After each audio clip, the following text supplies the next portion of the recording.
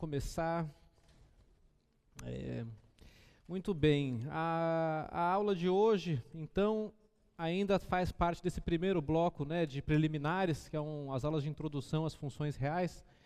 E hoje a gente está aqui para discutir os conceitos de função injetora, sobrejetora e bijetora, de funções inversas, de composição de funções e de como que as composições de funções alteram o gráfico de uma função. Beleza.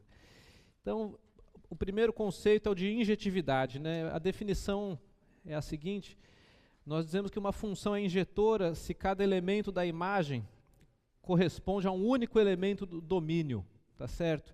Então, lembrando, uma função é constituída por um domínio, um contradomínio e uma correspondência de elementos do domínio com contradomínio, de modo que essa correspondência é, para cada elemento do domínio, existe um único do contradomínio.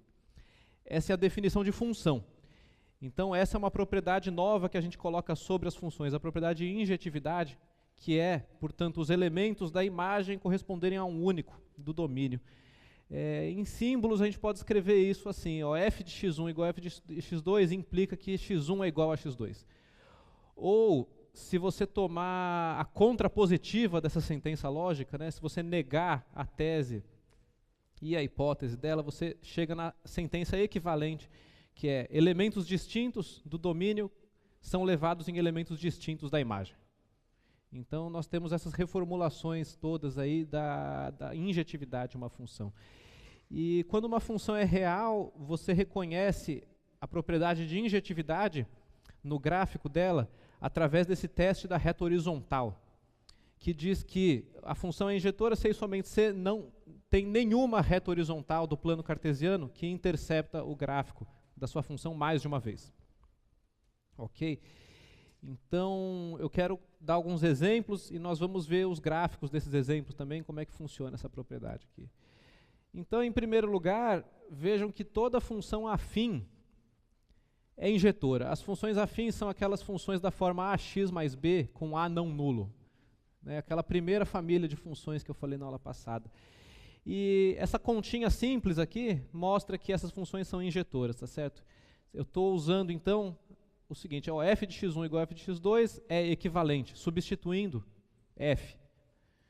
A ax1 mais b igual a ax2 mais b, isso, somando menos b dos dois lados da equação, ou melhor dizendo, cortando b dos dois lados, você obtém ax1 igual a ax2, e uma vez que o a é não nulo, você pode cortar o a também, ou melhor, multiplicar por 1 sobre a dos dois lados, né? E obter que x1 é igual a x2. Então essa continha simples mostra que as funções afins, elas sempre são injetoras. Beleza. Agora olha só essa função cúbica aqui, uma função x cubo menos x, com x variando nos reais, ela não é injetora. Como que você sabe se uma função não é injetora? Bom, você mostra que a definição de injetividade é violada, tá certo? E nesse caso, eu peguei 3 números reais distintos, o menos 1, o 0 e o 1, e botei na função e descobri que todos os 3, a função vale 0 sobre eles. E, portanto, ela não é injetora. Eu tenho elementos do domínio distintos correspondendo a um mesmo elemento da imagem, tá certo? E, enfim, você pode verificar fazendo a continha que isso aqui dá certo. E um pouco mais em geral aqui, vamos pensar nas funções da forma x elevado a k, com k variando nos inteiros, tá certo?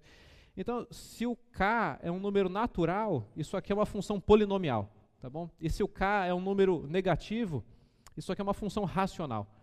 Essas funções, com o expoente par, elas nunca são injetoras, tá certo? Por causa dessa continha aqui, f de menos x é menos x elevado a k, isso aqui é menos 1 elevado a k vezes x elevado a k, escrevendo o menos x como menos 1 vezes x, certo? E isso então é menos 1 elevado a k xk, e o menos 1 elevado a k para k par, dá sempre 1. Né? Tipo, menos 1 ao quadrado, menos 1 à quarta, menos 1 elevado a menos 2, esse número dá sempre 1. E, portanto, isso aqui é igual a x elevado a k, que é a própria função. Então, as funções xk com k par nunca são injetoras. E, por sua vez, com ímpar, né, se o expoente for ímpar, aí sim, elas são injetoras. E você pode, eu deixo como um exercício para vocês provar isso. Então, eu vou agora mostrar os gráficos dessas funções aqui e mostrar como que o teste da reta horizontal, de fato, dá essa conclusão, tá certo? Então, muito bem, eu estou aqui de novo já no GeoGebra, aquele mesmo software da outra vez. E eu vou analisar alguns gráficos aqui, deixa eu, de início, deixar só o gráfico de y igual a x, tá certo? A função y igual a x. E eu coloquei aqui uma reta horizontal deslizante que vai me permitir executar o tal do teste, tá certo? Então vejam como a função afim y igual a x, ela sim é injetora, né? Você vê que o gráfico dela corta qualquer reta horizontal uma única vez. Beleza? Então essa função aqui é injetora. Vamos dar uma olhada nas funções com expoentes pares. Então, por exemplo, a função x², o gráfico dela é essa curva azul, e veja como eu tenho retas horizontais que interceptam o meu gráfico duas vezes, e eu tenho uma reta horizontal que intercepta o gráfico uma única vez, que é essa daqui, e eu tenho essas retas horizontais que não interceptam o gráfico nenhuma vez. Então, o fato dessas horizontais aqui intersectarem o gráfico mais de uma vez, duas nesse caso, significa que essa função não é injetora. Por quê? Eu tenho elementos distintos do domínio, por exemplo, -2 e 2, correspondendo a um mesmo elemento do contradomínio, que nesse caso é o 4 aqui, né? Tipo, -2 ao quadrado dá 4, 2 ao quadrado dá 4 também. Então essa função não é injetora, como estava escrito no outro slide, né? Assim como a função x², tá vendo? O gráfico da função x² é essa curva verde, e ele também falha no teste da reta horizontal de injetividade, tá vendo? Pela mesma razão, né? Por causa de uma simetria que está em jogo aqui. Muito bem, agora vamos ver, por exemplo, 1 sobre x². 1 sobre x² é essa outra curva azul aqui que eu coloquei. Talvez eu deva apagar as outras duas. Está vendo? Aqui tem 1 sobre x². Também falha no teste da reta horizontal. Tenho horizontais que têm duas intersecções com o gráfico e horizontais que não têm nenhuma intersecção com o gráfico, a partir daqui do eixo y para baixo, né? Tá vendo? E por aí vai, né? Se eu colocar 1 sobre x² também acontece isso. Então aqui está os expoentes pares do meu slide. E com relação aos expoentes ímpares, eu vou colocar agora, por exemplo, a função x², que tem esse gráfico aqui. Vocês vejam que a função x², sim, ela passa no teste da reta horizontal. O gráfico da função x², ela intersecta todas as horizontais uma única vez. E isso quer dizer que ela é injetora. Assim como a função x5 também. A função x5 é o rosinha aqui. Deixa eu apagar o x³ para ficar mais fácil. Aqui está o x5, tá vendo? E vejam que essa região aqui, em que a gente tem a sensação de que o teste da reta horizontal falha, né? Se você colocar, você fala, olha, mas está intersectando mais de uma vez. Isso é um engano, né? Isso é uma questão de resolução. Isso não está acontecendo de verdade, tá certo? Se você aproximar o suficiente aqui, você vê que o programa tem uma dificuldade em mostrar o que está acontecendo de fato aqui, que é essa intersecção não é um único ponto, é só o zero, tá certo? A gente consegue enxergar isso até um certo ponto, mas aproximando demais já não, né? Deixa eu voltar aqui para o modo padrão. Então está aqui um expoente ímpar, tá certo? E a mesma coisa vale para os expoentes ímpares negativos. Por exemplo, 1 sobre x², que é essa função aqui, ela também passa no teste da horizontal. Veja que essa reta horizontal aqui, que é o eixo x, não intersecta o gráfico em nenhum ponto, tudo bem. O fato é que quando intersecta num ponto só. Por exemplo, esse ponto aqui, ou por exemplo, esse ponto aqui. Então essa função, ela sim é injetora. A função 1 sobre x também, o gráfico que é aquela hipérbole, essa hipérbole preta, também passa. E aquela cúbica do slide, ela está aqui, olha só, essa função aqui. Essa é a função x³ menos x. E veja como ela, o que eu falei no slide lá é que tinham 3 x diferentes, o -1, o 0 e o 1, que faziam a função valer 0. Isso corresponde a essa reta horizontal intersectar o gráfico em 3 pontos diferentes. E isso acontece na medida em que eu movo a minha reta horizontal nessa região aqui, tá certo? E daqui para fora, você tem uma única intersecção. Entretanto, por conta dessas intersecções triplas aqui, essa função deixa de ser injetora, tá bom? Então é como eu estava dizendo lá. Então essa é a noção de injetividade de uma função e a relação disso com o gráfico dela. Beleza. Agora a sobreajetividade, a segunda palavra da aula de hoje, né? A definição de sobrejetora é a seguinte: uma função ela é sobrejetora se cada elemento do contradomínio for o correspondente de algum elemento do domínio. Essa é a definição. Isso significa que a imagem da função é igual ao contradomínio da função. É equivalente. E, em particular, uma função real, que são aquelas funções que o contradomínio é toda a reta real, ela é sobrejetora se somente se a imagem, então, é toda a reta real. E você pode escrever isso em símbolos da lógica dessa maneira. Se para todo y na reta real existir um x no domínio da função, tal que y é igual a f de x. E nesse caso, também dá para aplicar um teste da reta horizontal, para você verificar se uma função é sobrejetora ou não. Só que o teste de sobrejetividade é assim: a função é sobrejetora se toda a reta horizontal intersectar o gráfico da função. Essa é a diferença dos testes da injetora e da sobrejetora. A injetora é se intersectar é num ponto só. A sobrejetora tem que intersectar, não interessa em quantos pontos. Ok? E nos nossos exemplos, vamos ver como é que fica. Eu vou mostrar nos gráficos também, mas antes disso vamos ver algumas fórmulas. Em primeiro lugar, toda função afim é sobrejetora. As funções afins, olha só, eu te dou um y e você resolve a equação f de x igual a y. Você encontra um x que f de x dá esse y aqui. Tá certo? Isso mostra que todo y é imagem de algum elemento do domínio, é imagem de algum x. Então as funções afins, elas são todas sobrejetoras graças a essa conta aqui. Agora, aquelas funções x elevado a n. Então, para n natural, quer dizer, n não negativo, inteiro não negativo, a função x elevado a n, ela é sobrejetora. Eu vou mostrar isso no gráfico, mas você pode fazer uma prova algébrica também. Eu deixo isso como um convite, responder essa pergunta. Por quê? Tá legal? Deixei só indicado aqui. E por outro lado, se o expoente é par, pode ser negativo também, então a função não é sobrejetora. E por quê? Bom, novamente, porque qualquer número real elevado a uma potência par nunca vai dar um número negativo. Então, os números negativos, eles não fazem parte da imagem dessas funções. E, portanto, a sua função não é sobrejetora. A gente vai ver isso no gráfico também. E agora, aquela função x cubo menos x, essa cúbica, né? Essa aqui sim, ela é sobrejetora.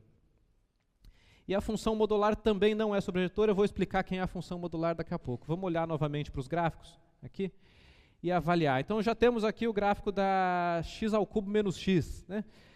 E aí, dizer que ela é sobrejetora é você dizer que todas as retas horizontais intersectam o gráfico dessa função. E, de fato, isso acontece, né?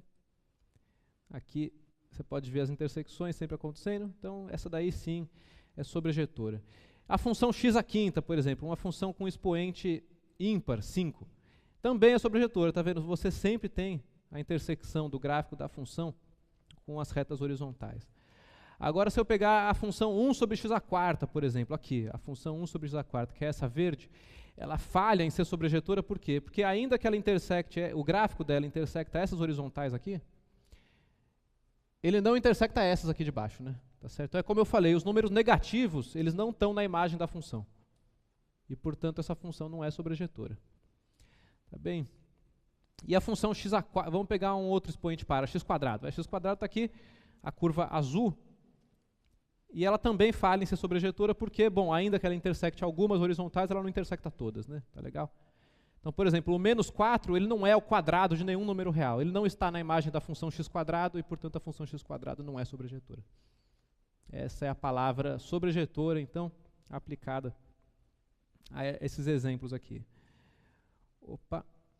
E com relação à função modular, que é a outra função da minha listinha aqui, eu vou introduzir ela agora. Essa função modular, ela é a função que para cada número real x, então o domínio da função modular é toda a reta real, a função modular ela te dá a distância do ponto de coordenada x0 até o ponto 0, 0. Então você pega um ponto de coordenada x0, por exemplo, menos 2 aqui, menos 2, 0, e calcula a distância dele até o 0, 0. Opa. E essa distância a gente denota como barrinha x barrinha, é o módulo de x, tá certo?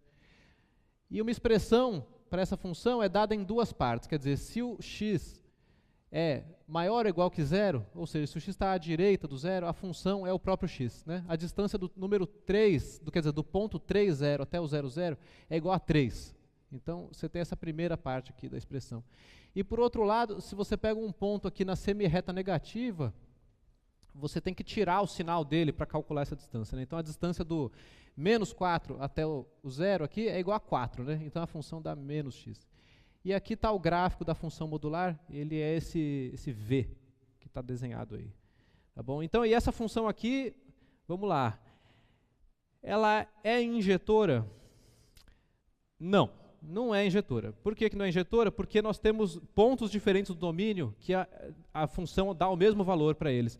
Por exemplo, o ponto menos 1 e 1, o valor absoluto, que é o outro nome do módulo, né? Módulo e valor absoluto significam a mesma coisa. Isso não está escrito ali, mas estou falando para vocês. Então, menos 1 e 1 tem o mesmo módulo, que é 1. Então, a função não é injetora. E ela falha no teste da reta horizontal de injetividade, porque as horizontais que estão no semiplano superior aqui, elas intersectam o gráfico em 2 pontos, e não em um só. Então, ela não é injetora. E ela também não é sobrejetora. Por quê? Porque o módulo de um número real, ele nunca é negativo, né? Então, as retas horizontais que estão no semiplano inferior não intersectam o gráfico da sua função. E essa função aí, então, ela não é nem injetora, nem sobrejetora. Então, esses exemplos que eu falei até agora, eles mostram que uma função pode ser injetora e não ser sobrejetora, ela pode ser sobrejetora e não ser injetora, ela pode não ser nenhuma das duas coisas, ou ela pode ser as duas coisas também. Essa galeriazinha de exemplos mostra isso. Ok, e aí a terceira palavra do começo da aula de hoje é a palavra de bijetora, a propriedade de bijetividade. E a definição de uma função bijetora é a seguinte: ela é bijetora se ela é injetora e sobrejetora. Então, as funções que são tanto injetoras quanto sobrejetoras, elas são chamadas de bijetoras, ou bijeções. Tá bem? E naqueles nossos exemplos que nós vimos até agora, quem são as bijetoras? São as funções afins e também são as funções da forma x elevado a n com n ímpar. Essas funções, elas são bijetoras, tá certo? Elas passam nos dois testes de injetividade e de sobrejetividade, como a gente já viu naqueles gráficos, né? Muito bem. E aí, eu vou resolver alguns exemplos no quadro aqui, pelo menos um. E assim, na prática, a questão de injetividade, de sobrejetividade ou de bijetividade, ela é sempre uma questão de você conseguir ou não resolver uma equação da forma y igual a f de x. Tá certo? Então, em termos de você resolver essa equação aqui, a função ela vai ser dita injetora se, quando para algum y essa equação tiver solução, essa solução é única. Então, essa é a definição de injetora traduzida para equações. E a sobrejetora? A sobrejetora é a seguinte, é que para qualquer y que você pegar no contradomínio, a equação y igual a f de x vai sim ter solução, não necessariamente única. Lembrem-se que o gráfico da função pode cortar uma reta horizontal em vários pontos diferentes, não apenas em um só, tá certo? Então, isso quer dizer que existe solução, isso tem a intersecção com as horizontais. E a bijetora é que, bom, vai existir sempre solução e ela é única para todo y, tá certo? Então, traduzindo para uma questão de resolver equações, nós temos essas observações aí. Ok. E aí, as funções bijetoras, elas vêm acompanhadas sempre de uma função inversa, tá certo? Então, uma vez que você tem uma correspondência, a gente fala também biunívoca, entre elementos do domínio e do contradomínio, quer dizer, para cada um do domínio tem um único do contradomínio. Isso é a definição de função. Para cada um do contradomínio vai existir algum do domínio. Isso é a definição de sobrejetora. E, além disso, esse elemento é único, pela definição de injetora. Então, nós temos uma correspondência plena, digamos assim, 1 para 1, tá certo? Entre elementos do domínio e do contradomínio. E, portanto, você pode considerar o que a gente chama de uma função inversa, que é essa função que vai pegar elementos do contradomínio e levar nos elementos do domínio associados a eles, tá certo? Que então a função inversa fica definida por essa equivalência que está escrito aqui, y igual a f de x, se e somente se x é igual a f menos 1 de y. E nos nossos exemplos, a gente já calculou, por exemplo, a função inversa de uma função afim, né? Então, se a função afim f de u igual a u mais b, A inversa dela é dada por f menos 1 de u menos b dividido por a, tá certo? Isso é aquela continha que estava alguns slides atrás. Agora, e com aqueles expoentes ímpares, né, as funções u elevado a n, f de u igual a u elevado a n, com um expoente n ímpar. Então elas são bijetoras e, portanto, elas têm uma função inversa bem definida. E essas funções inversas, elas são as funções raízes enésimas, tá certo? Do tipo raiz cúbica, raiz quinta, raiz sétima, raiz nona e assim por diante. Então, em geral, a gente fala enésima raiz, tá bem? Esse é o nome que a função inversa de uma função potência aí com expoente ímpar ganha. Ok? E... bom, eu acho que agora a gente pode olhar... deixa eu abrir aqui os meus exemplos para vocês verem nos gráficos. Então eu vou ter que fechar esse aqui. Só um instante. Muito bem, aqui então vamos explorar algumas funções inversas. Vamos começar então com, por exemplo, a função raiz cúbica, tá certo? E a função raiz quinta. Vamos olhar para elas. Aqui estão elas duas. Eu vou deixar na figura a reta y igual a x, porque no estudo do gráfico de uma função inversa essa reta é importante. Eu vou comentar isso já já. Então aqui eu tenho a função x ao cubo, bijetora, e aqui eu fiz o gráfico da função raiz cúbica de x. Vocês podem ver que está escrito aqui x elevado a 1/3, tá certo? Não dá para enxergar aqui, mas é assim que nesse programa você escreve a função raiz cúbica. Então veja como existe uma simetria entre esses dois gráficos, certo? O gráfico da cúbica, que é esse aqui, eu fiz até eles da mesma cor para ressaltar essa relação. Então esse aqui é o da cúbica, x cubo. E esse aqui é o gráfico da inversa, da função raiz cúbica de x. Essa simetria não é uma coincidência, não. Isso é uma propriedade geral que eu vou comentar já já. E a x5, por exemplo. A x5 está aqui, e nós temos a inversa dela, x elevado a 1/5 aqui. Tá certo? Então aqui está a função raiz quinta de um número real. Tá legal? Bom, beleza. Agora, vejam que uma função ser bijetora é uma condição bastante exigente sobre elas, né? Eu mostrei várias funções e nas que eu mostrei, de certa forma, a maioria delas não é bijetora. Então, existe uma maneira de você pegar uma função que não é bijetora e ainda assim encontrar uma espécie de inversa dela. Tá legal? É isso que a gente vai fazer na maior parte dos casos, que são essas funções inversas obtidas com restrições de funções. Então eu faço uma observação, restringindo-se o domínio e o contradomínio de uma função, é possível obter uma bijeção e, portanto, uma função inversa, ainda que a função original não seja bijetora. Então, o que eu estou falando com isso? Pensa na função x². A função x², então, ela não é injetora e, portanto, ela não é bijetora e, portanto, a gente não sabe o que é a inversa dela. Então, o que faz uma função deixar de ser bijetora? Bom, duas coisas. Em primeiro lugar, a imagem da função x² não é toda a reta real. A imagem dela é somente a semirreta não negativa. Não é verdade? O quadrado de qualquer número é não negativo. Bom, e além disso, a função x² ela dá o mesmo valor para pontos diferentes, né? Do tipo -3 ao quadrado é 9, 3 ao quadrado é 9 também. Então, o truque, né, digamos assim, para você obter uma bijeção é, em primeiro lugar, você encolher o contradomínio da função e jogar fora tudo que não é coberto pela função. E, em segundo lugar, você, no domínio da função, você tirar os pontos que te dão essa ambiguidade, tá certo?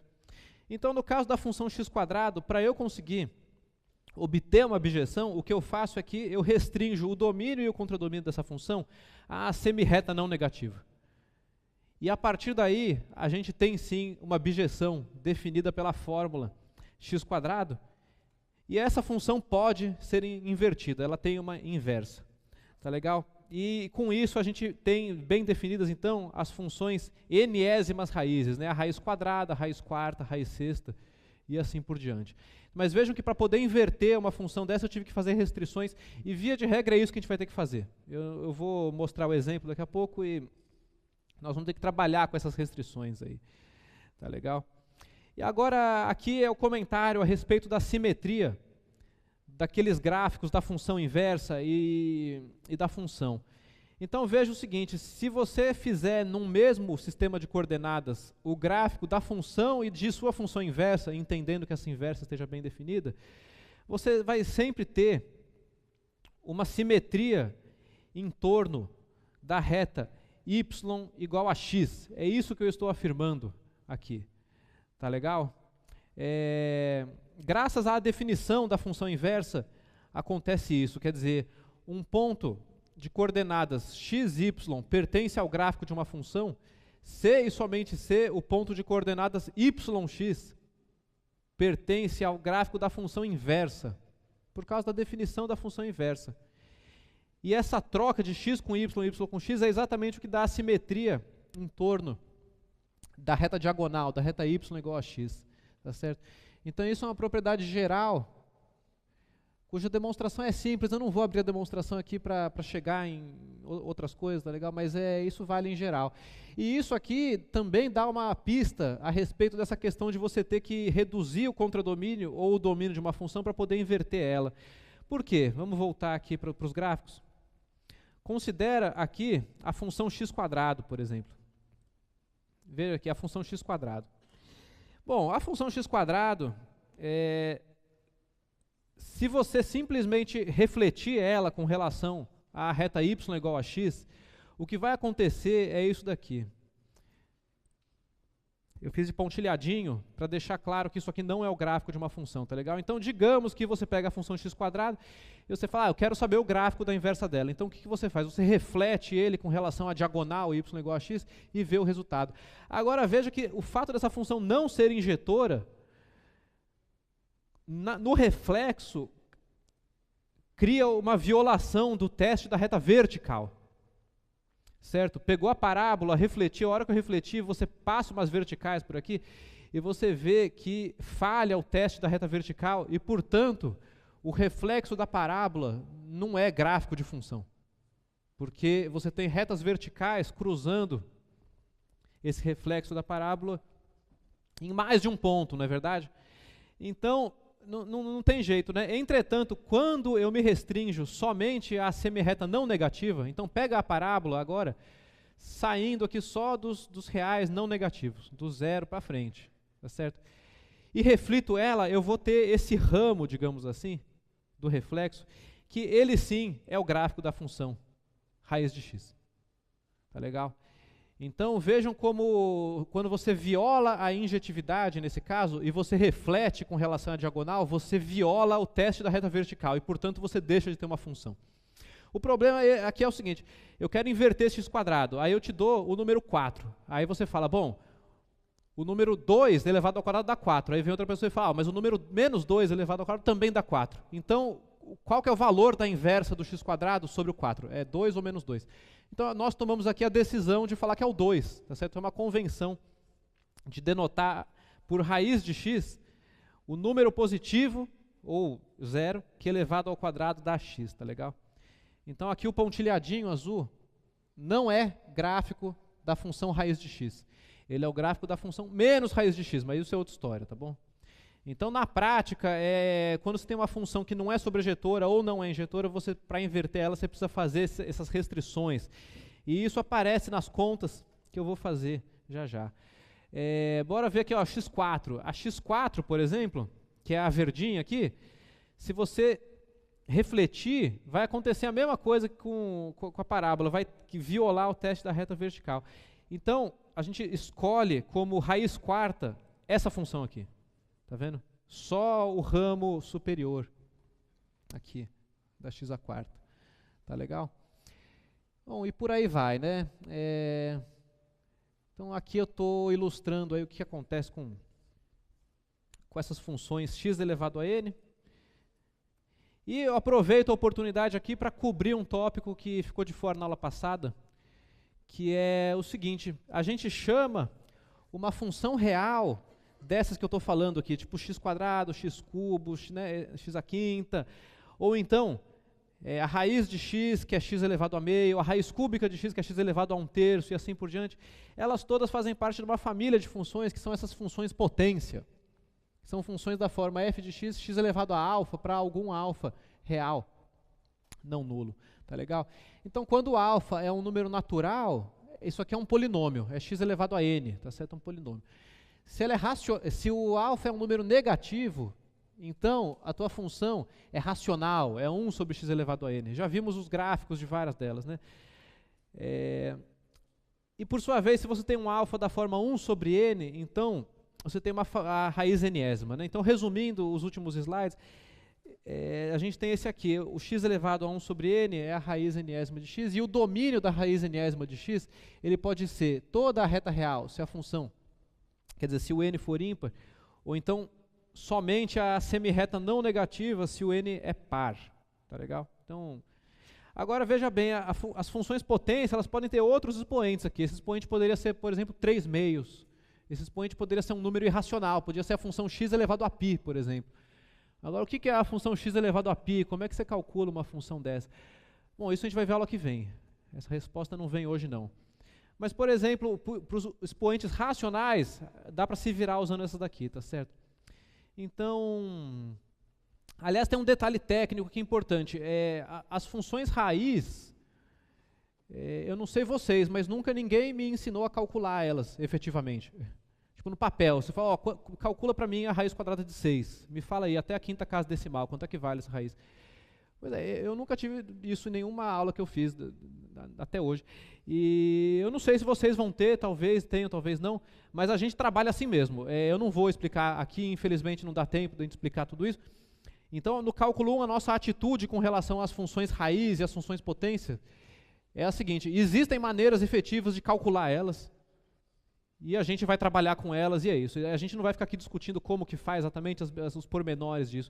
Então, talvez para vocês seja só botar na calculadora e apertar o botão, tá certo? Ou talvez vocês estudem com mais afinco, métodos, em alguma outra aula.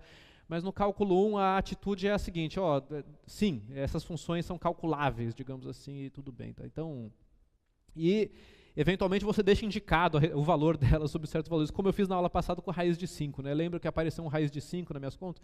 E eu não falei quanto é que era, eu falei, a raiz de 5 é a raiz de 5, fica por isso mesmo. Então a nossa atitude ela é essa com relação a essas funções, né? Porque você vê que é mais difícil você calcular uma raiz do que calcular um polinômio, na verdade. Polinômio é uma questão de multiplicar e somar, tá? Agora a raiz não fica tão claro assim como é que você vai calcular a raiz cúbica de 20, por exemplo, ou coisas desse tipo, tá? Então eu só estou deixando claro que eu não vou explicar isso aqui para vocês, mas esses métodos existem, tá bom? Muito bem. Agora, mais um passo, então. Esse começo da aula de hoje ele é bem conceitual, né? Eu vou dar os vários conceitos aqui. O conceito de composição de funções. Bom, então, aqui está a chave para se dar bem em muita coisa do cálculo 1, que é você dominar essa linguagem de composição de funções. Através da composição de funções que você consegue reconhecer uma função complicada como formada a partir de funções mais simples, tá certo? Então, bom, a definição de uma composição de funções é a seguinte. Primeiro, você define um domínio. Então, você tem funções reais f e g, você olha para os x do domínio de f, cuja imagem pertence ao domínio de g. Muito bem, se esse conjunto for não vazio, você pode definir a função composta como o seguinte. A função composta aplicada em x, ela é igual a g aplicada em f de x, onde o x está nesse conjunto aqui. Tá legal? Como que fala esse símbolo aqui? Bom, pois eu vejo o pessoal chegar aí do ensino médio ou dos cursos preparatórios, né, para entrar na universidade falando GOF, FOG, coisas assim. Eu não falo assim não, eu estou acostumado a falar G bola F, tá certo? O símbolo de composição de funções, ele é essa bolinha, é um círculozinho não preenchido, um círculozinho aberto, assim. E no meio matemático a gente costuma falar bola mesmo. Então essa daqui é G bola F, por exemplo. Então vocês não vão me ver falar FOG, FOF, GOF, etc. Eu vou falar sempre G bola F, F bola G. Mas vocês falem como vocês quiserem, desde que a gente se entenda e concorde que, né, tudo bem. Mas então quando eu falar G bola F é disso que eu estou falando, tá bom? E bom, uma vez que você sabe compor duas funções, você pode, né, compor N funções. Então você pode fazer H bola G bola F, H bola G, enfim, e Fn composta com Fn-1, composta com até F1. Você pode compor um número finito de funções, desde que exista um domínio não vazio para que você consiga fazer isso. Tá legal? Então essa é a operação de composição de funções. E vamos ver primeiro em alguns exemplos mais aplicados, o que significa compor funções. Então esse primeiro eu me inspirei em um problema que está na lista de monitoria, que saiu semana passada. Veja só, digamos que você tenha uma função que para cada população P, tipo assim, milhares de habitantes, né, te dá a concentração de CO2 no ar. Então, é um modelo matemático, ó, tantas mil pessoas vai ter uma concentração de CO2 tanto, tá certo? Dada por C igual a F de P. Em alguma unidade interessante aí, não vamos se preocupar com isso agora não. E digamos que, por outro lado, você tenha outro modelo matemático que te dê a população em função do tempo, tá certo? Então eu tenho uma P igual a G de T aqui, a população em um instante de tempo T. E aí, se você tem essas duas funções, você pode calcular a concentração de CO2 em função do tempo. Porque eu conheço a concentração em termos da população e a população em termos do tempo. Então, quando eu componho a função que dá a população com a função que dá a concentração, eu faço F bola G, eu tenho a concentração em função do tempo. Então tem um exercício lá da lista de monitoria que é para você calcular essa composição de funções, por exemplo. Essa é a dica para resolver o exercício. Bom, outra maneira que a composição de funções aparece nas aplicações é quando você tem que realizar alguma troca de unidade de medida. Tá certo? As trocas de unidade de medida, as trocas de variáveis também, por assim dizer, elas são composições de funções. Então, me aproveitando de uma coisa da aula passada aqui, digamos que você tenha uma coordenada x de posição. Ela pode ser uma coordenada numa coluna de ar em cima de você, ela pode ser uma coordenada numa barra de ferro, por exemplo, uma coordenada x de posição. E digamos que você tem uma função que te dê a temperatura em graus Celsius associado a essa coordenada. Então, se você submeter uma barra de ferro a algum processo de calor e congelar o tempo, digamos assim, você vai ter a temperatura de cada ponto dada por uma função da coordenada. Digamos que a coordenada seja em metros e a temperatura em graus Celsius. E aí vem alguém e fala, olha, eu não gosto dos metros e eu não gosto dos graus Celsius. Você tem que me falar a coordenada em centímetros, eu vou te dar a coordenada em centímetros e você vai me dar a resposta da temperatura em graus Fahrenheit. Então você tem que fazer uma troca de unidades de medidas, tem que fazer uma conversão. E essa conversão ela é realizada por uma composição de funções. Então vejam aqui na minha fórmula como eu componho H bola F bola G, onde G é a conversão de centímetros para metros. Tipo assim, 100 centímetros é 1 metro, né? Então é dividido por 100, né? E aqui eu converto a temperatura em graus Celsius para temperatura em Fahrenheit, que é aquela fórmula que eu explorei na aula passada, né? Então, quando eu faço a composição H bola F bola G, sai a fórmula desejada. Tá? Então, sempre que você estiver diante de uma troca de unidades, de uma troca de variável, coisa assim, o que está acontecendo, matematicamente falando, é uma composição de funções. Então, nas aplicações é assim que isso aparece, tá legal? Muito bem, e para amarrar, então, eu falei vários conceitos novos aqui, né? Então, vamos relacionar o da composição de funções com a função inversa. Então eu trago aqui uma proposição, tá certo? Proposição é uma coisa dos textos de matemática que anunciam que vai vir ali uma afirmação e que essa afirmação está 100% correta e pode ser demonstrada, tá legal? Então você isola esse bloco de texto aqui, como eu fiz aqui.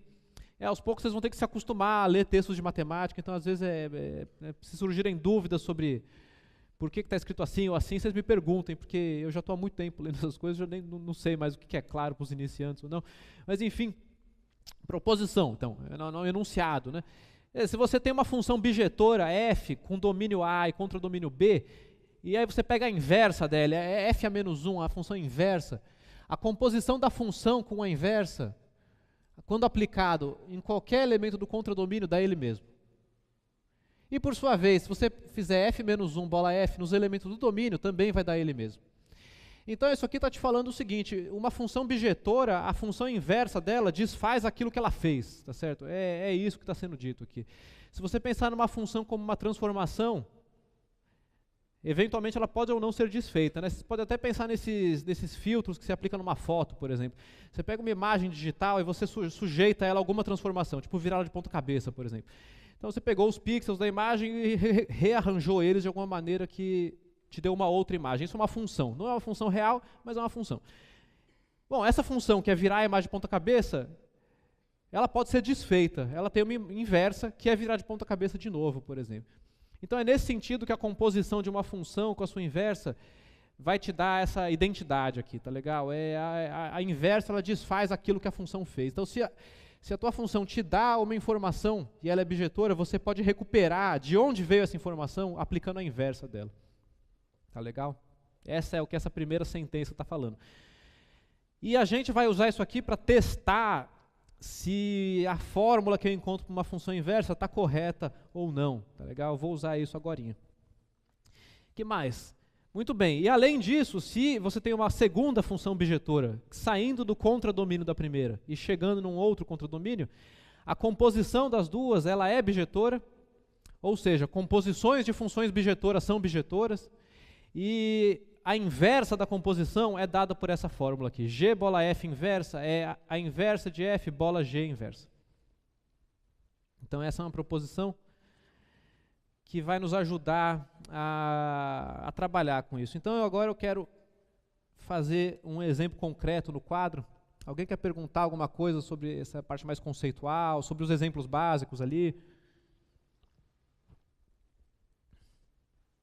Nada? Não? Bom, então vamos lá. Eu trouxe aqui uma função que inclusive está na lista de monitoria também, né? Uma vez que sexta não teve a aula de exercício de vocês, eu não vou resolver o exercício, na verdade eu vou fazer muito mais do que resolver isso. Eu vou fazer um trabalho completo com essa função aqui, relacionando ela com tudo que a gente viu até agora.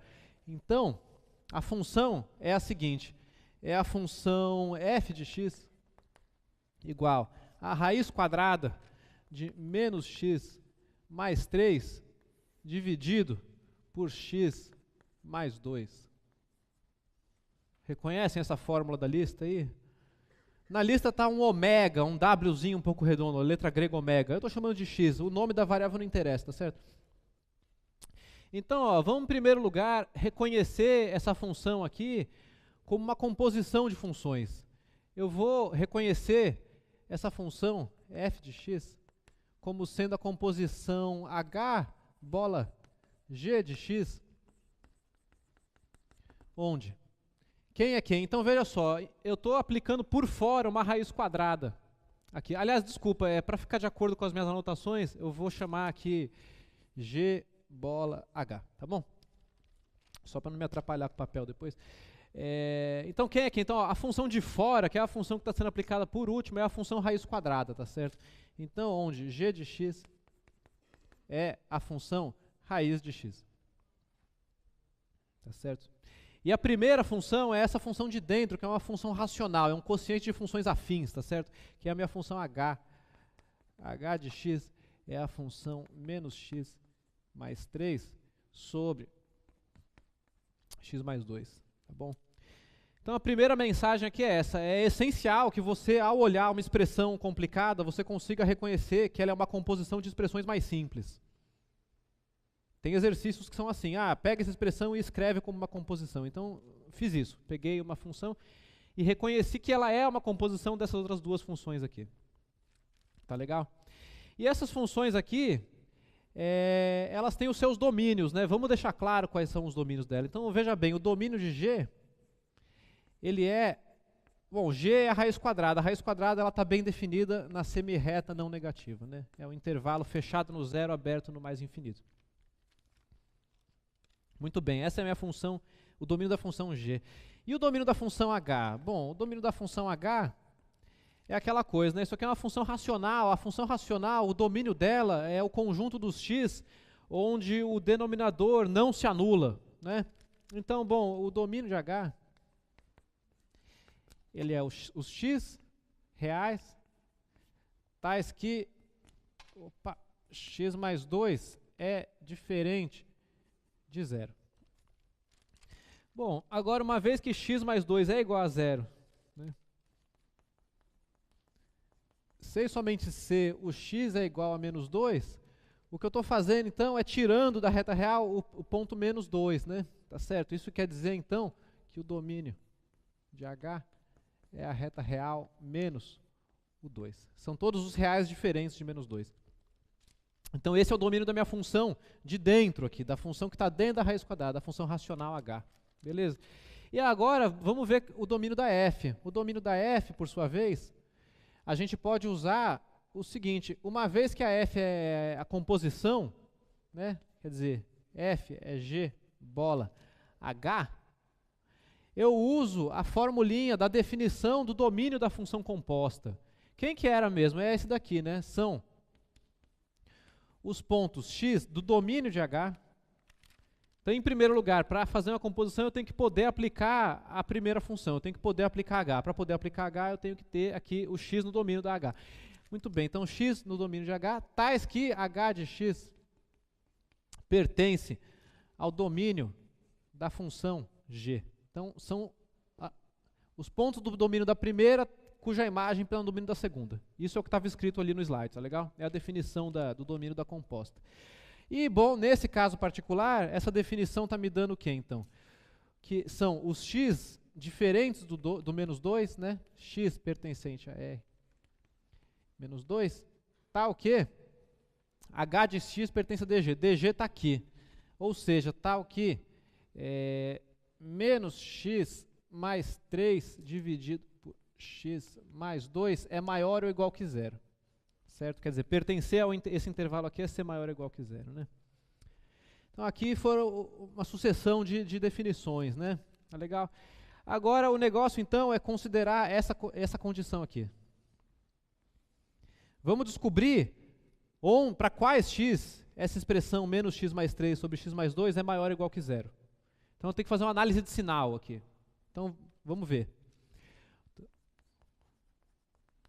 Análise de sinal da minha função. Muito bem, agora para analisar o sinal de uma função, é sempre útil você reconhecer que essa função é um produto de coisas que você saiba analisar o sinal. Porque você saber analisar, como é que é? Primeiro você analisa o sinal de cada fator, e aí sabendo o sinal dos fatores, você analisa o sinal do produto, tá certo? Então veja que essa função aqui, ela é o produto de menos... Opa, aliás, eu copiei errado aqui, né? X mais 2. Então aqui eu vou escrever como menos x mais 3 multiplicado por 1 sobre x mais 2, tá certo? E eu sei analisar o sinal do primeiro fator porque ele é um fator afim. E a gente sabe tudo sobre as funções afins. Agora, o segundo, eu vou usar uma propriedade de números reais, que é a seguinte, que o sinal de 1 sobre um número real é igual ao sinal do número real. Eu vou escrever isso aqui assim. U é maior ou igual que zero, se e somente se, 1 sobre U é maior ou igual que zero, para todo U, diferente de zero. Então, basta eu analisar o sinal da função afim x mais 2.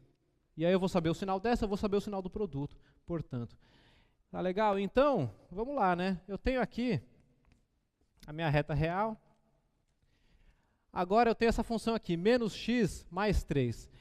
Então, eu vou fazer aqui uma espécie de caricatura do gráfico dela. Opa! Essa daqui é assim, né?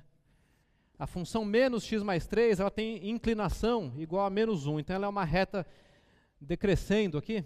Então, aqui eu tenho y igual a menos x mais 3. E ela se anula exatamente no 3. Enquanto que a função x mais 2 se anula no menos 2. E ela o gráfico dela é uma reta crescente, né? Inclinação igual a 1. Então, isso aqui são coisas da aula passada, tá certo? Ou seja, aqui eu tenho que as duas funções são positivas, né? Vamos fazer assim. Aqui, esse fator é positivo e esse fator é positivo. E aqui, esse fator aqui é negativo e aqui esse fator aqui é negativo. Então, o sinal da H vai ficar como?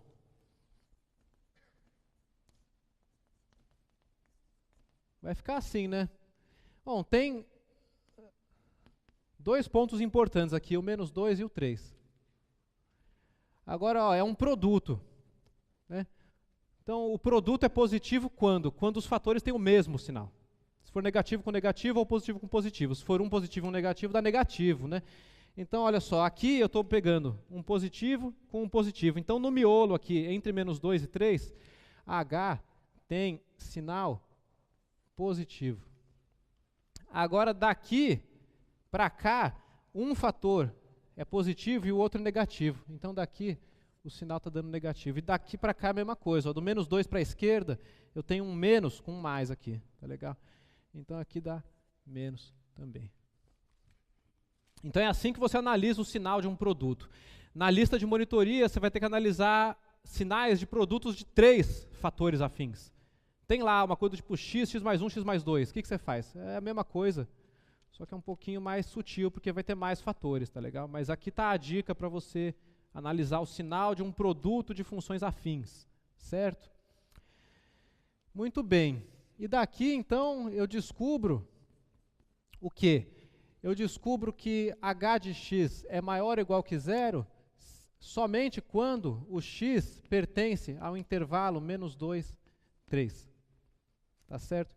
Então, voltando ao problema do domínio da f, eu descubro que o meu domínio, isso quer dizer, então, que o domínio de f é os x diferentes de 2, os x diferentes de menos 2, né, tais que o x está entre menos 2 e 3.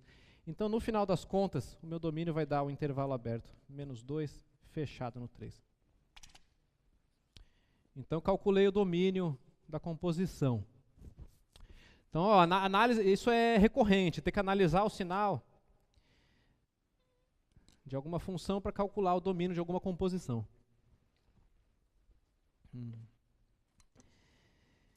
E aí, tudo bem?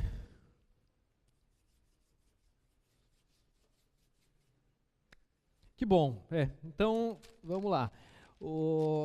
Esse aqui, então, é o domínio. Vamos fazer um diagrama para não se perder aqui? Vamos fazer um diagrama. Bom, como eu falei, existem várias maneiras de representar as funções reais. O gráfico é só uma delas. Aqui está outra.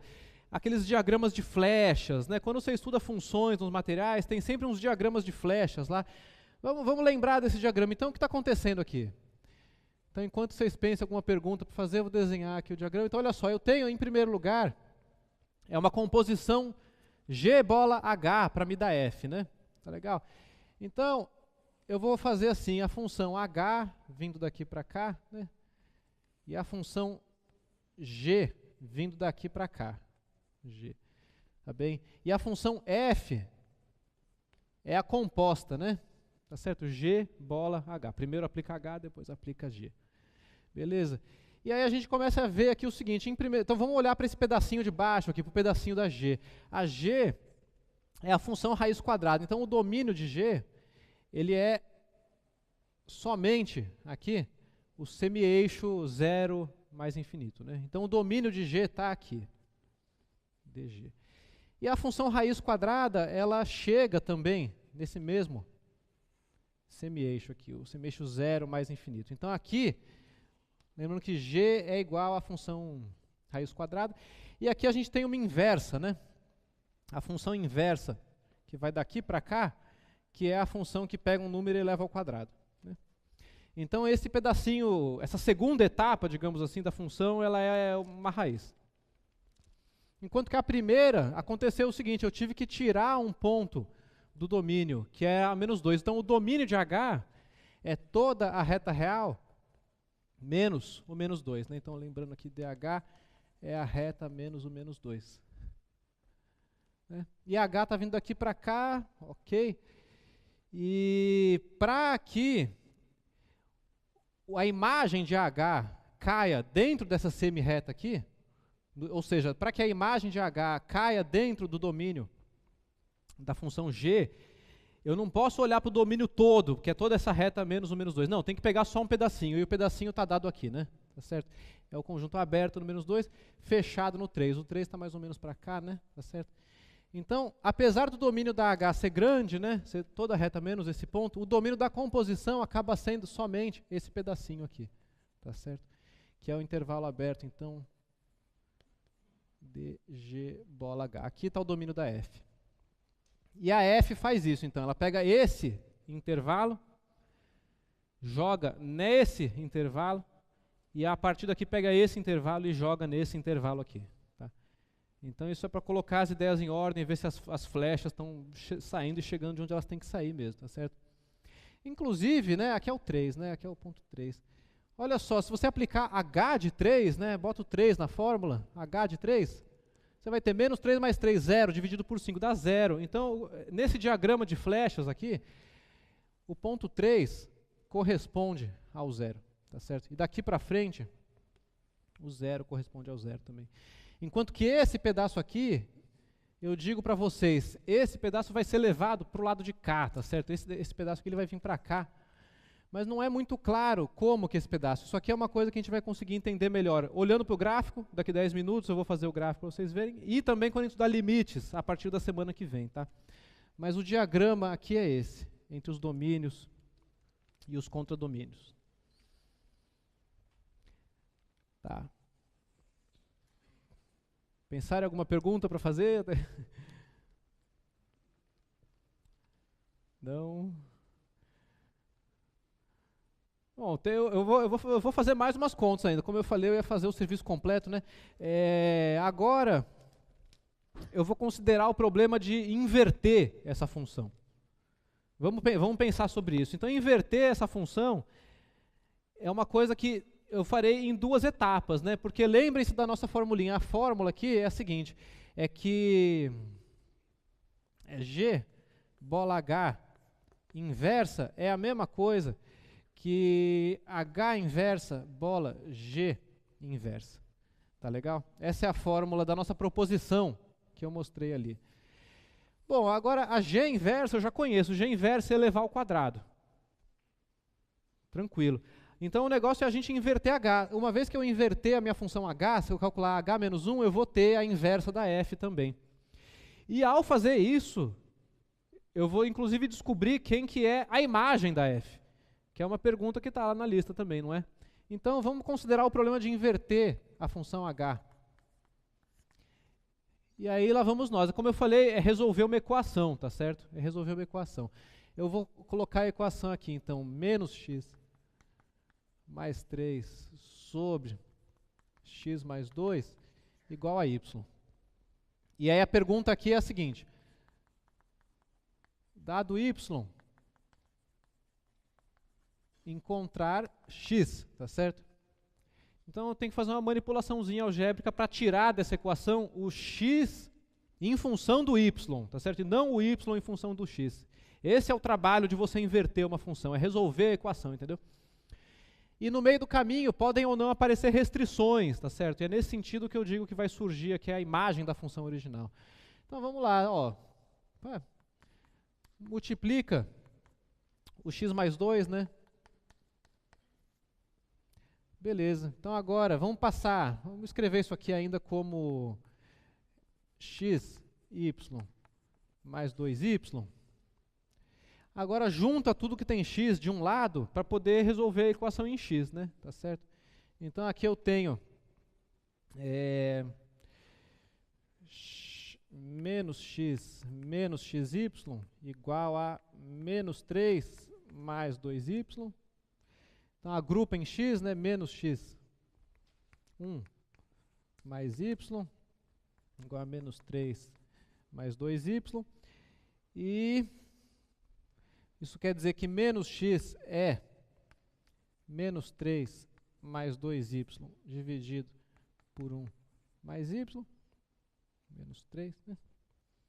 E daí, pronto, tirei então que x eu vou escrever assim, ó, menos 2y mais 3, multiplicando por menos 1 dos dois lados aqui, y mais 1.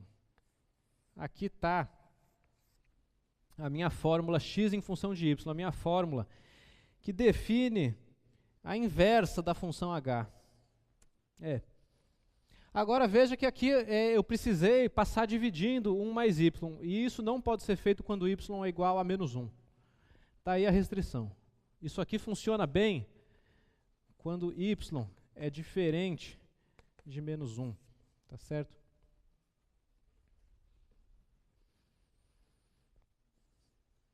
Então, com relação a esses passos aqui, o que vocês me dizem? Tudo bem? Tá? Então, veja, o negócio é esse, a teoria é tudo bonitinho, né? Função, injetora, objetora, inversa. Agora, na prática, você inverter uma função é resolver uma equação. Resolver uma equação pode ser muito fácil ou pode ser muito difícil também.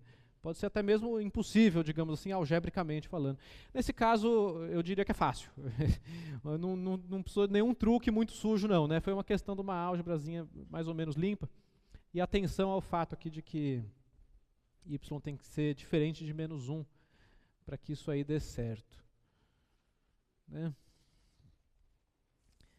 Muito bem, então alguma pergunta?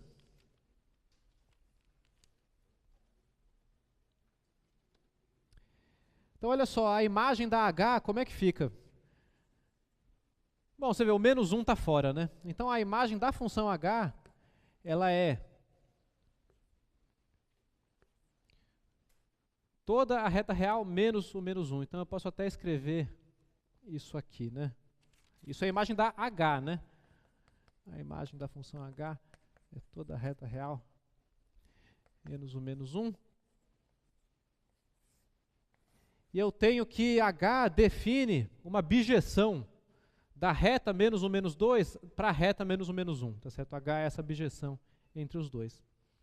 Beleza, e com isso eu consigo definir então a minha inversa da função f.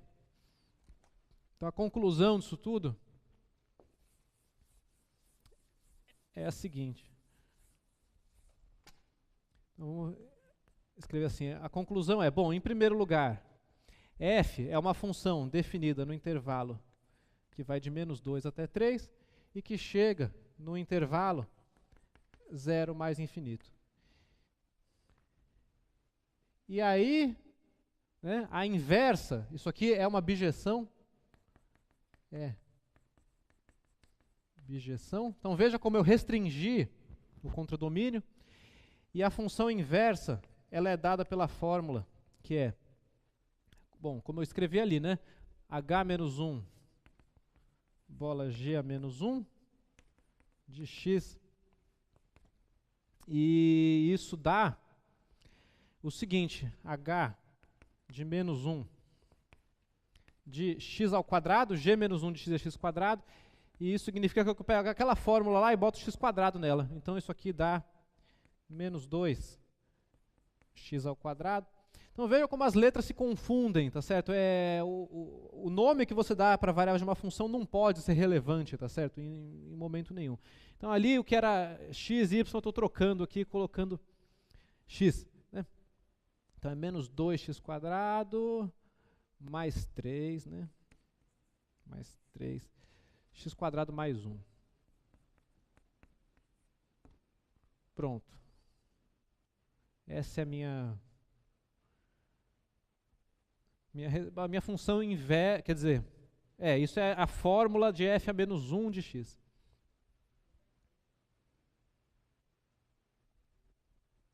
E aí, o que vocês acham? Tudo bem? Tem bastante coisa envolvida aqui, mas vocês podem trabalhem nos exemplos. Nesse sentido, vocês vão ver que o tipo de conta que você tem que fazer começa a variar um pouco, né? Então,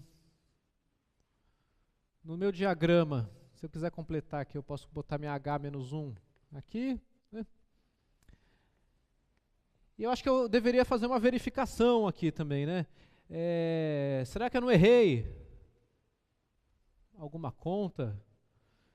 Bom, aí que entra aquela proposição de novo, né? Então vamos, por exemplo, verificar o seguinte. Vamos fazer a verificação. Eu vou fazer uma verificação.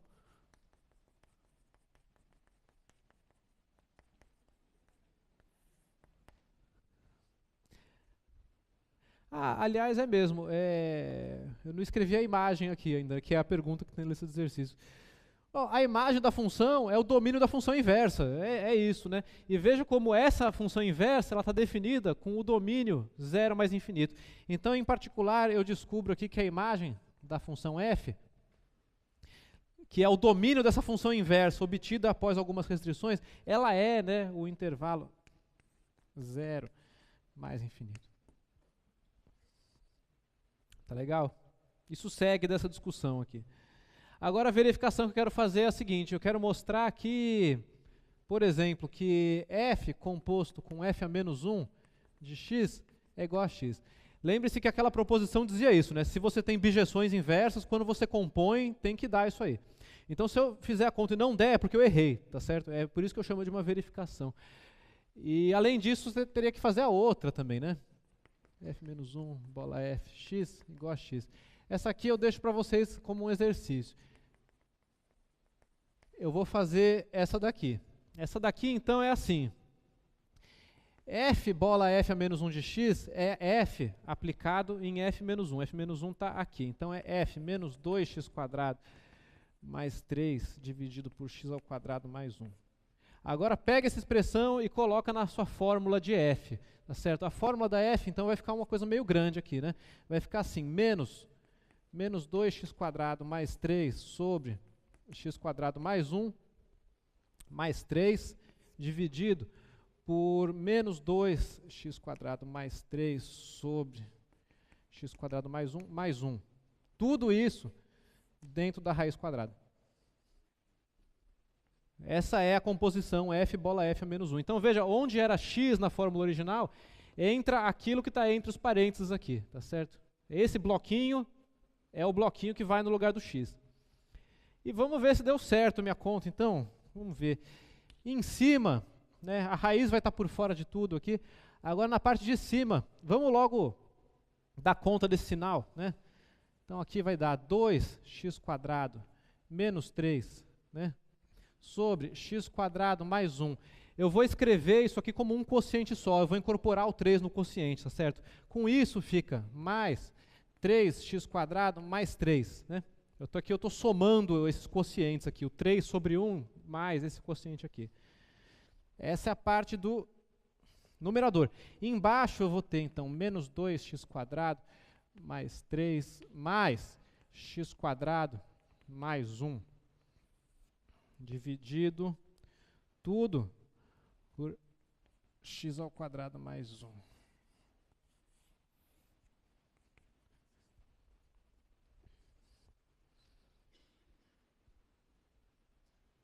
Então, bom, x² mais 1 cancela com x² mais 1. O menos 3 cancela com esse 3 aqui. Então, em cima eu tenho um 5x². Então tem alguma coisa errada, não é verdade? Não está fechando essa conta. Então tem algum problema aqui que nós temos que localizar, né? Então eu já tinha feito esse exemplo. Alguém me ajuda a enxergar o que está... alguma continha, algum sinal, alguma soma. Quem que pegou?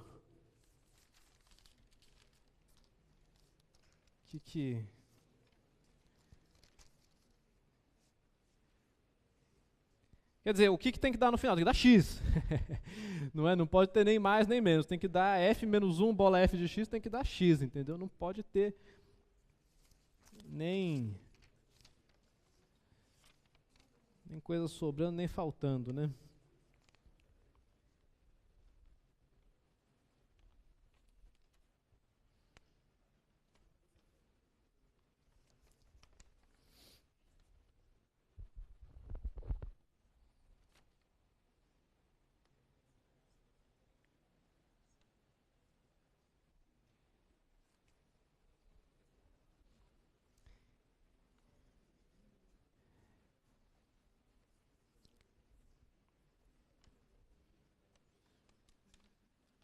Bom, eu encontrei. Vocês encontraram? É muito símbolo, né, gente? Vão se acostumando que daí pra frente só vai ter mais ainda. Foi um erro na expressão de f que eu substituí ali. Aqui, ó. F é menos x mais 3, menos seja lá o que o x virou, mais 3, sobre x mais 2, o bloquinho do x, mais 2. Então esse 1 foi, então é um erro de atenção, tá vendo? É um erro de... Na hora de botar uma fórmula do cantinho do papel para o outro cantinho do papel, você de repente se distraiu e errou. Acontece. Aí você vai lá e corrige. 2. Aí, uma vez que esse aqui é 2, aqui vai ficar mais 2x² mais 2. E aí, a verificação funcionou, né? Ó, eu vou ter, numa raiz quadrada, 2x² mais 3x², 5x², dividido por 5, tudo na raiz. Cancelou o 5, raiz de x². É igual a x. Por que é igual a x? Porque, bom, o x ele está no intervalo 0 mais infinito, né? Aí, fechou. F menos 1, F bola F menos 1 é igual a x. Tá bom? Então, realmente é uma boa hora para tirar dúvida, quer dizer, eu fiz um monte de coisa aqui. Então, essas questões, por exemplo, de você transformar uma soma de quocientes em um quociente, né? Vamos fazer um checklist de habilidades aqui para... Vamos ver tudo que eu usei aqui para resolver essa conta. Então, por exemplo, aqui, nessa igualdade aqui, eu usei o seguinte, por exemplo, vou escrever assim, A sobre B mais C sobre D. Então aqui, questão de pré-requisitos, né? Então aqui é assim, é BD vezes AD mais BC. Certo? Essa é a maneira que você expressa a soma de quocientes como um quociente. Sendo que os quocientes aqui eram o seguinte, A grande é essa expressão, B grande é x² mais 1, C grande é 3 e D é 1. E aí, na hora do BD aqui, fica B vezes 1, que é só B, tá certo? Então é isso aqui que surgiu nessa hora, por exemplo. Não sei, o que mais será? Então, teve uma hora aqui, por exemplo, que eu cancelei, né? Tá certo? Eu fiz assim, A sobre B sobre C sobre B, cancelei o B, tá certo? Isso aqui dá A sobre C. Essa é outra relação numérica que eu me aproveitei aqui, uma relação algébrica, tá certo? E que mais?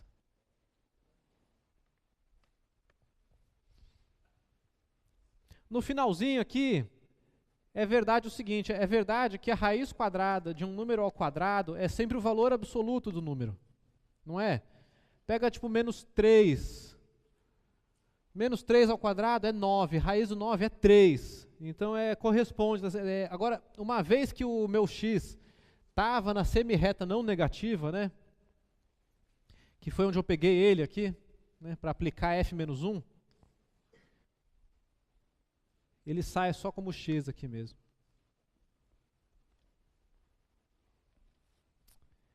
E mais alguma observação? Será uma passagem misteriosa, alguma coisa assim?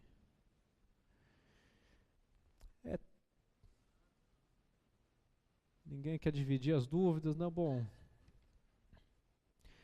Então tá aí um exemplo com uma dificuldade apreciável, né? Já tem um trabalho em questão. Aí nos exercícios existem variações disso aí, vocês vão poder também, né, trabalhar neles.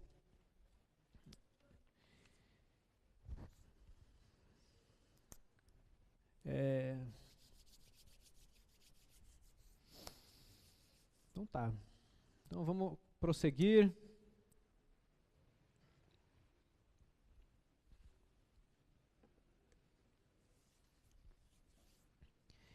Ok, eu vou continuar com os slides então. Agora, o nosso tópico, antes de encerrar a aula, é o tópico das transformações no gráfico. Então, está escrito de uma maneira talvez um pouco complicada lá, mas é o seguinte, estamos interessados aqui em, conhecendo o gráfico de uma função, tirar conclusões a respeito do gráfico das composições dessa função com outras funções. E, em particular, isso é sempre possível de ser feito quando as composições são com funções afins. Então a expressão que tem aqui no slide, né, é muito parecida com aquela expressão do exemplo que eu dei da temperatura, do centímetro e do metro. Eu estou pegando uma função f, considero dada, e compondo ela por dentro e por fora com funções afins, que são as funções g de u a u mais b e h de u a u mais b. Tá bem?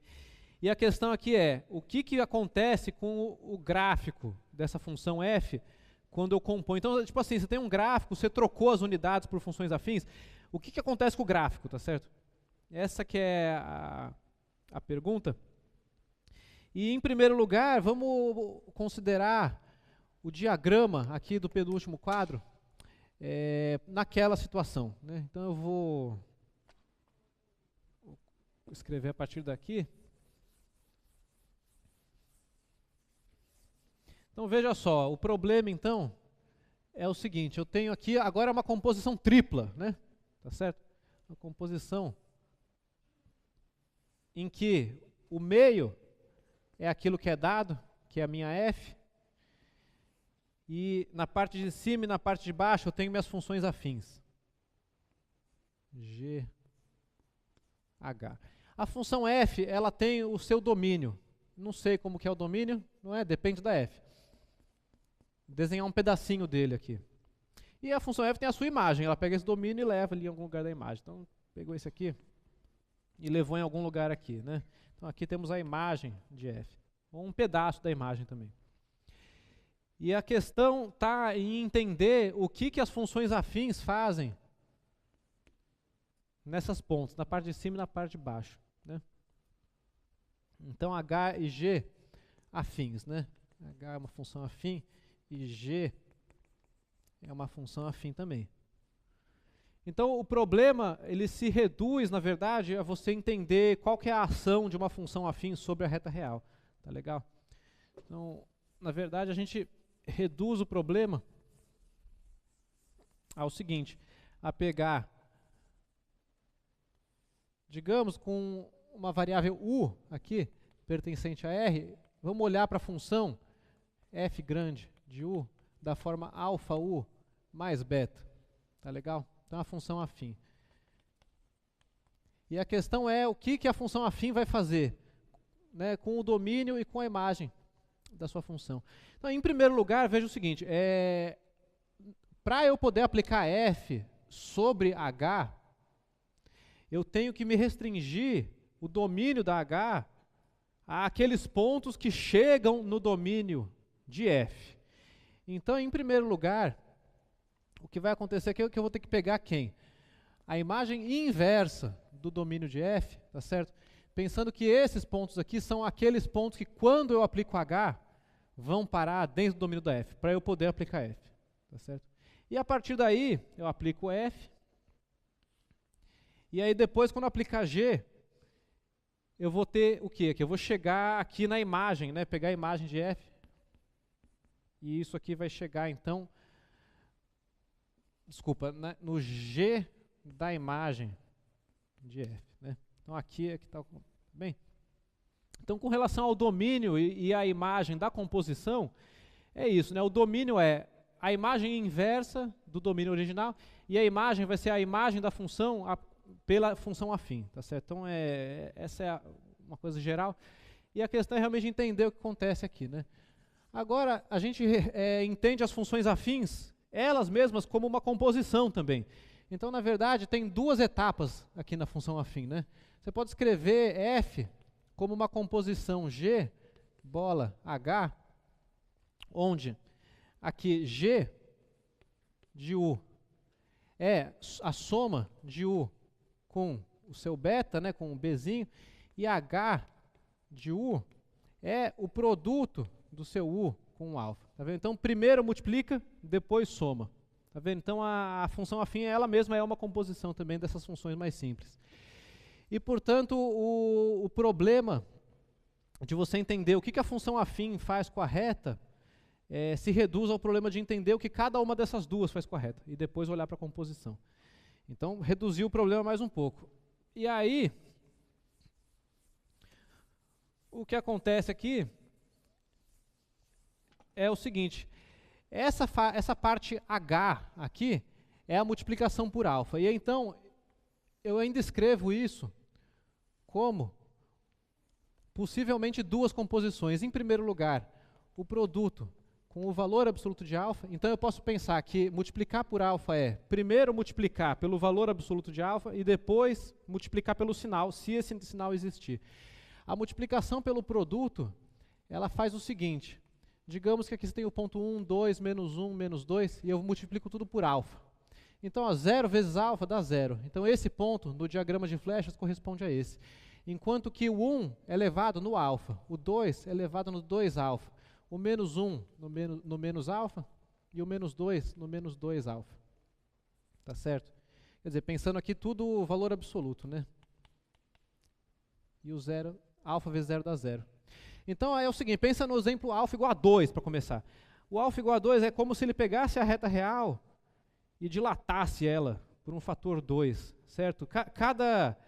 Por exemplo, essa progressão aritmética aqui, 0, 1, 2, 3, 4, 5, 6, vai ser levada na progressão aritmética 0, alfa, 2 alfa, né, e assim por diante. 0, 2, 4, 6, etc. Então, a multiplicação por um número maior do que 1 é uma expansão. Enquanto que a multiplicação por um número menor do que 1, porém maior do que 0, vai ser uma contração. Se você multiplicar por meio, por exemplo, você vai ter 0 vezes meio dá 0, 1 vezes meio dá meio, 2 vezes meio dá 1 e assim por diante. E essas flechinhas, em vez de estar indo meio para, né, como uma expansão, elas estariam vindo como uma contração aqui. Tá legal? Então esse é o efeito de você multiplicar a reta real por um número qualquer.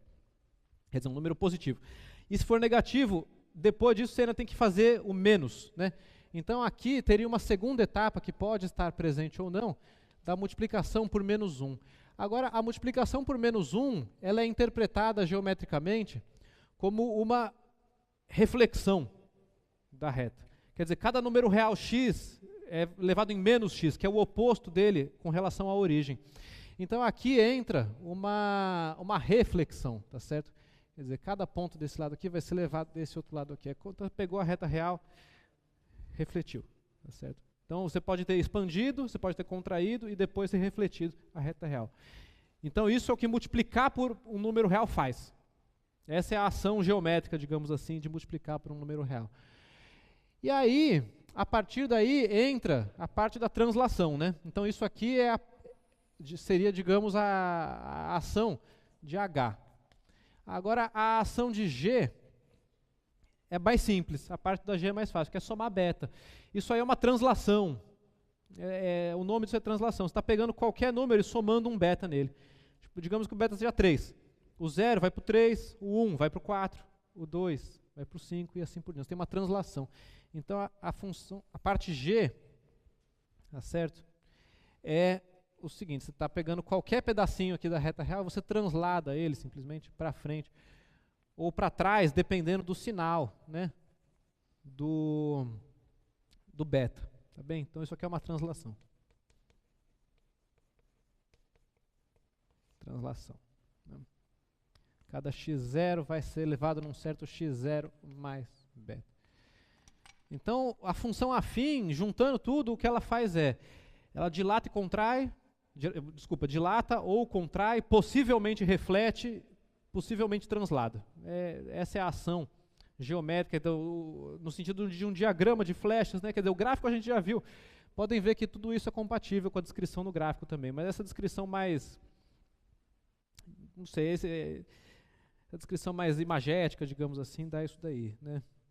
Tá legal? Então, o miolo, quer dizer, o miolo é o dado, as pontas a gente queria saber, agora a gente já sabe. Agora, então, é entender em exemplos como é que funciona isso.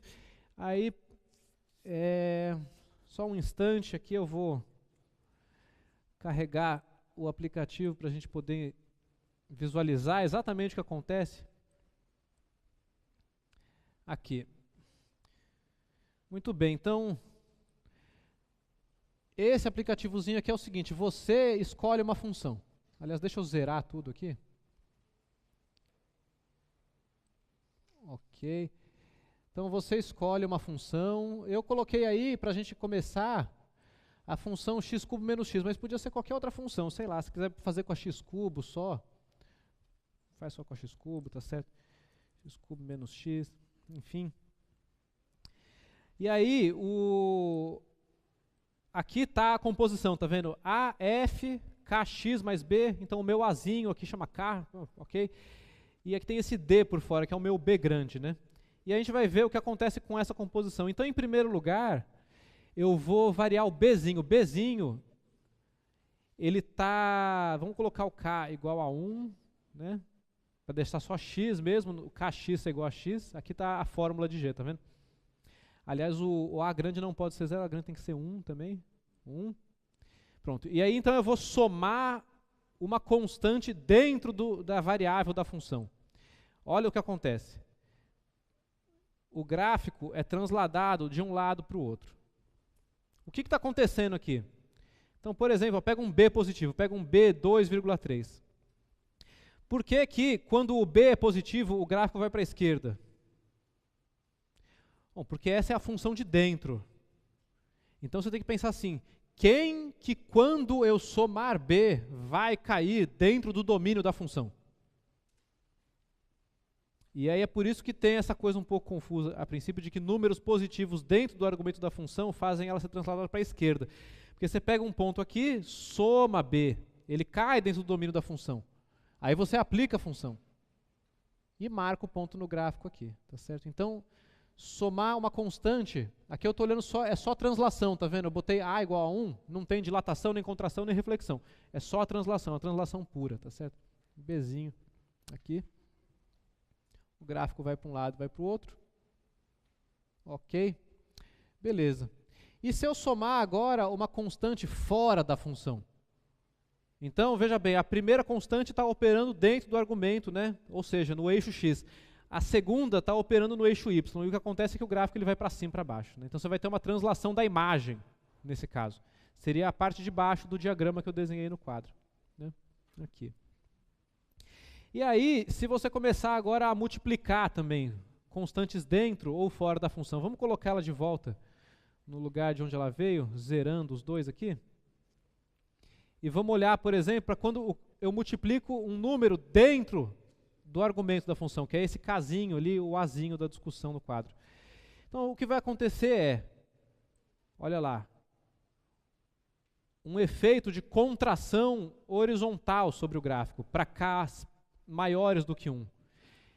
Tá vendo? Então é aquela coisa, você tem que pensar quem que quando eu multiplicar por um número maior que 1, ou seja, quem que quando eu expandir vai dar o domínio da função. E é por isso que o domínio da composta fica encolhido, porque ele primeiro estica, cai no domínio da função, aplica a função, daí dá a composta. Então a gente sabe distorcer os gráficos horizontalmente, multiplicando aqui por o Kzinho. E veja que quando o Kzinho é entre 0 e 1, que o domínio é contraído, né, acontece isso, o gráfico ele é distorcido dessa maneira. E se tiver a reflexão? Aí, vou botar aqui a reflexão. Por exemplo, para K igual a menos 1, que é um que é fácil de enxergar, pronto. Eu estou realmente fazendo uma reflexão em torno do eixo Y, né? Tá vendo? Então o azul é o deformado e o vermelho é o original. Então K igual a menos 1 te dá isso daqui. E na medida que você varia o valor absoluto dele, você vai ter o refletido e distorcido. Então essa é a ação do Kzinho. E agora multiplicar por fora da função é o quê? Bom, é dilatar ou contrair, talvez refletir, a imagem da função. Então, acontece isso aqui, ó.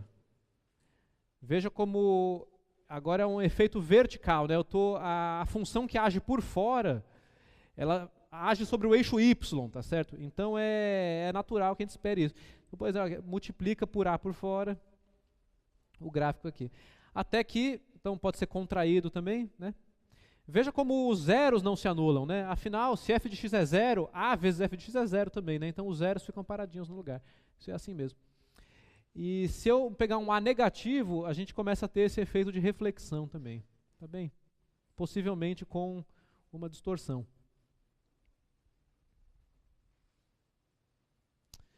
Então eu quis tentar dar para vocês uma maneira de se lembrar o que está acontecendo aqui, dando essa descrição pictórica da ação da função afim, tá certo? E aí na prática é isso. Isso aqui é essencial para que a gente consiga fazer os gráficos das funções, tá certo? Isso ajuda muito na prática para traçar esses gráficos. E como uma coisa mais teórica, eu digo para vocês o seguinte, aplicações disso daí. Então eu tinha prometido explicar hoje a questão da fórmula de Bhaskara, né? Ou então como que você tira o gráfico de uma função quadrática a partir do gráfico y sobre x, y igual a x quadrado.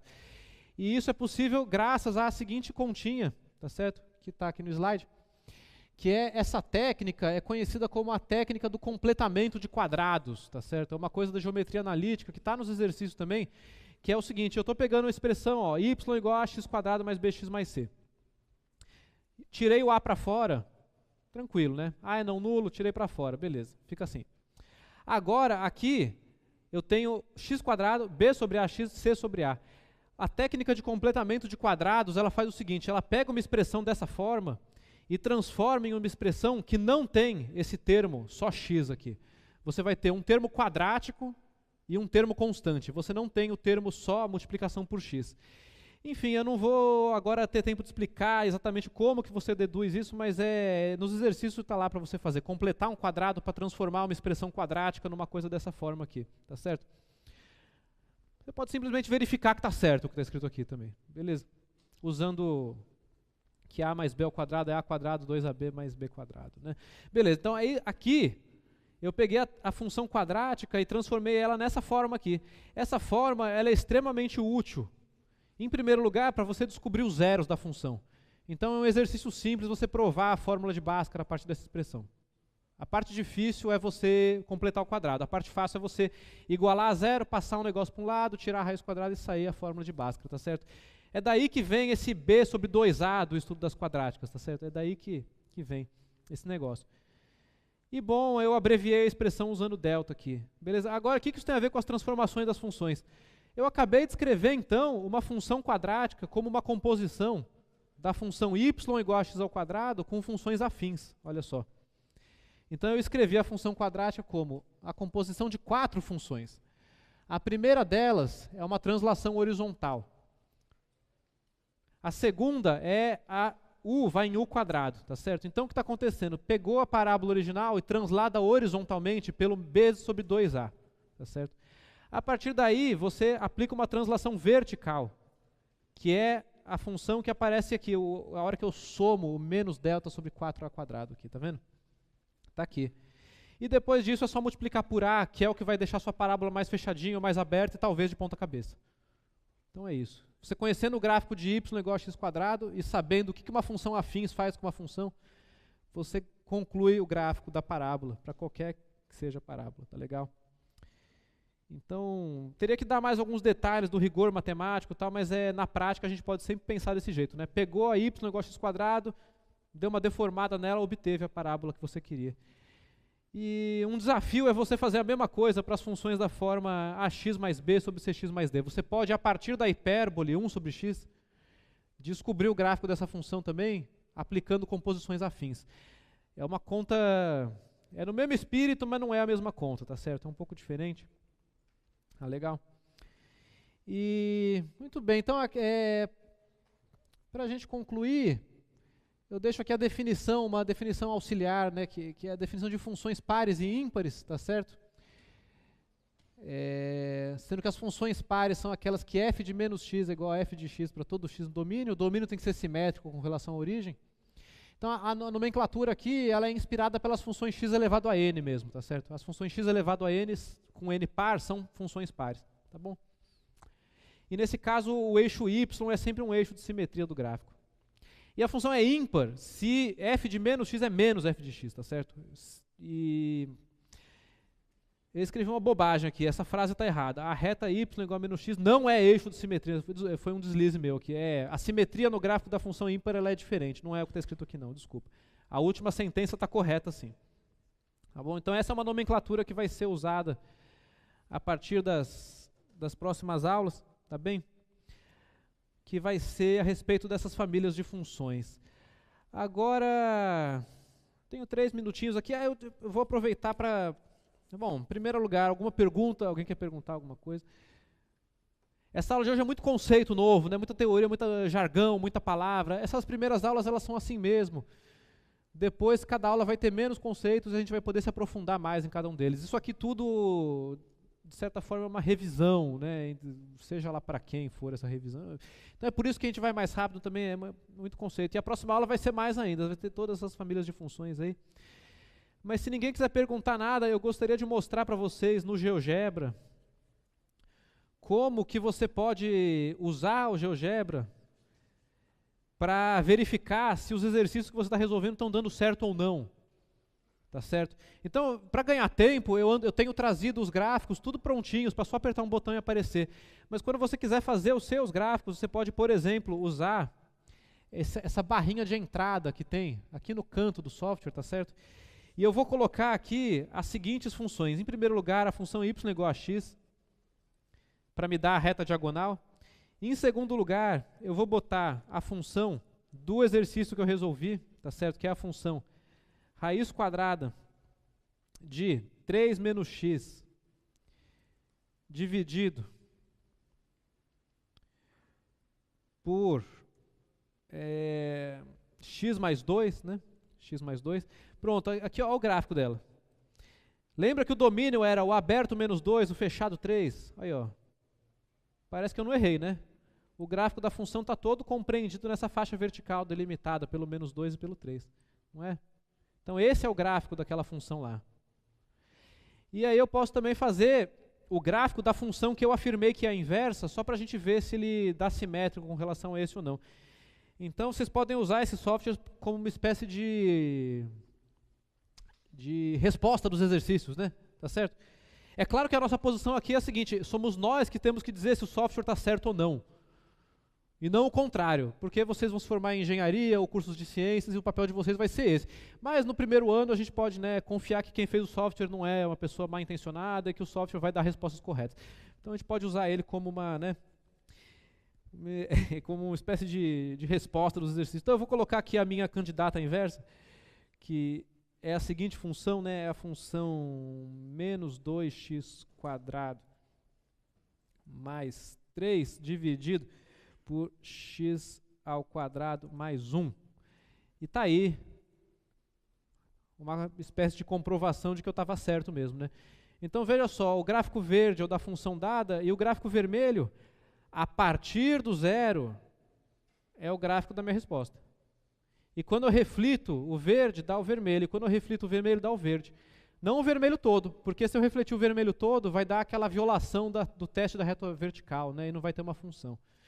Mas vejam que está tudo no lugar. Então se aproveitem desses softwares que roda no celular, roda online, etc., para conferir se vocês não estão errando as contas e coisas assim, tá certo? É um conselho aí que eu deixo para vocês. E é isso, hoje deu. Obrigado, gente, uma boa noite para vocês. Até quarta-feira. É isso aí.